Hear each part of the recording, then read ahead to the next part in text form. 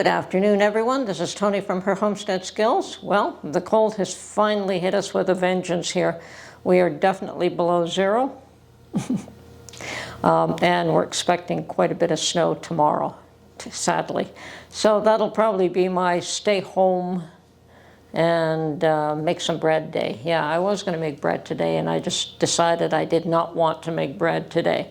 I am down to 3 slices, but Mark's trying to stay away from a lot of carbs, so I probably can get away with the 3 slices we have for the time being. Anyway, today I thought I would just do a video on catching up on a few things that I'm doing.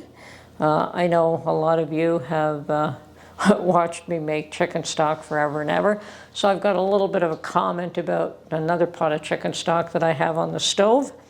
I'm also doing a little bit of an update on my fermented sauerkraut and the process that it is going through, and it's coming along nicely, but I'll show you that. And then I also wanted to show you how my skillets were coming along. The lye bath that I created for my skillets, unfortunately the weather is extremely cold, and that is probably slowing down the process to a considerable degree, because lye water, once you put lye in water, it boils, it gets very hot. And that certainly helps to break down all the layers of dirt on the skillets. And for those of you that are not aware, it's the same ingredient that's used in oven cleaners. They use lye in oven cleaners, and that's why it works the way it does. And lye is also used in making products to clear your drain. So like Drano has lye in it, probably has other things as well, but if you're going to use lye to clean your skillets, you want 100% pure lye. Now, I also use lye to make soap, so I always have it in house. I still make soap on occasion, so I had it here, and I knew I had it, and I knew that a lye bath was something that I was considering doing sometime in the future. So it's just I forgot about it last year, and I decided that this year I did it a little bit early, but that's okay. It's still working out, and I'll show you how well it actually does work. All right, so one of the things I want to show you, if you're not familiar with the concept of fermenting foods or fermenting anything at all, I don't use the traditional or the fancy airlock systems that you can get. I just use a plastic lid, and I don't put it on very tight, and I allow the gases to escape by either burping this every day or just having it slightly loose. And I don't know if you can see that, but that liquid has formed right up to the very top during the fermentation process, and it does leak out. So it drips down the side until it forms a little puddle in this bowl that I have here. And right now I'm just going to empty this out and throw it away, because I really don't want it sitting in it. So now that is coming along nicely. It still has a little ways to go. It's only been fermenting for a day or two, and yeah, it still has at least another 5 or 6 days to go before I even test it. So that is the process. Pretty easy, actually. The thing that's very important is that you keep all the food underneath your brine, like it should. That liquid should not have anything floating. Everything should be underneath the water, and you're good to go. If your food is released and it comes up to the top, that has a tendency to mold, and that's not what you want to have happen. Okay, so that's done for now. Okay, and for me, I noticed that there was only 1 jar of chicken stock left, so we're back into making more chicken stock. Now, the other day, and I have in the past, I don't do it every time, I've only done it a couple of times, where I take this meat and I take the bones here, and sometimes there's so much meat on them that you can actually, once it's gone through this process, strip a lot of meat off, and when I was canning it up, I would can up one jar with the bits of meat that were left. So I'm not going to bother either this time, because I'm certainly not canning any of this. It's just going into the fridge cold. But it's coming along beautifully, and one of the things I do here is make it as simple as possible right now.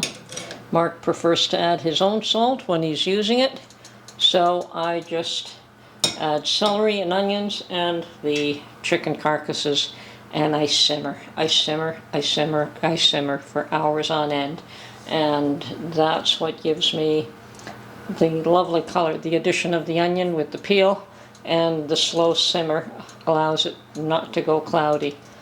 Now, I don't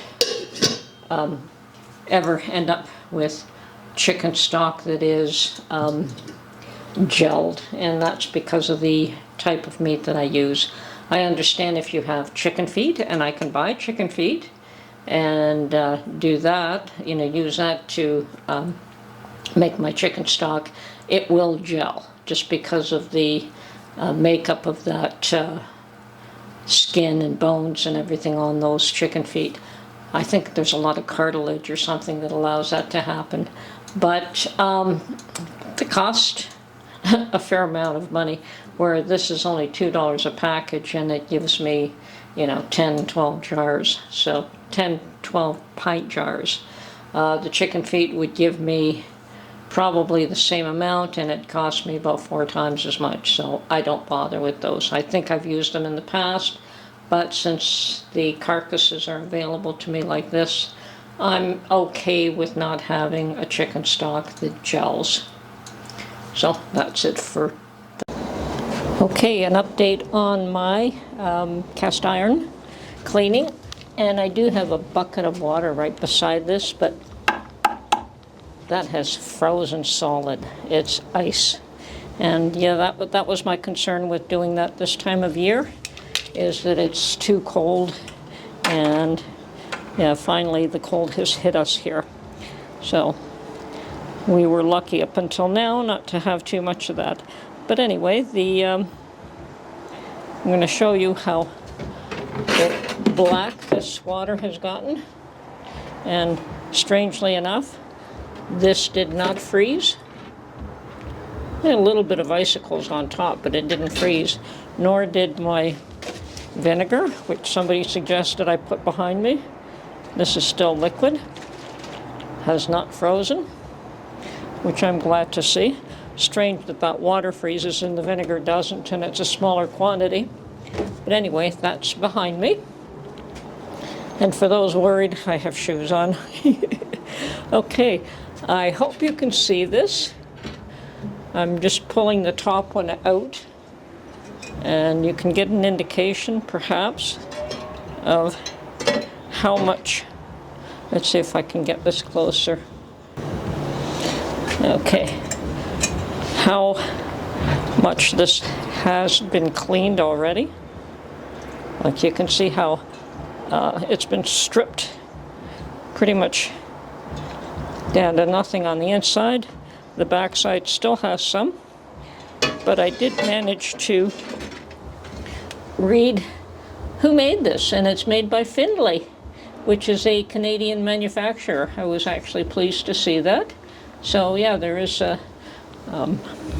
markings on the back which were never visible with all the crud on it, but once this gets cleaned up, and I'm going to leave it for a few more days, and I haven't even bothered to try to get beyond that, because what I need to do is get a bucket of water and pull them out, put them in a bucket of water so that the lye water is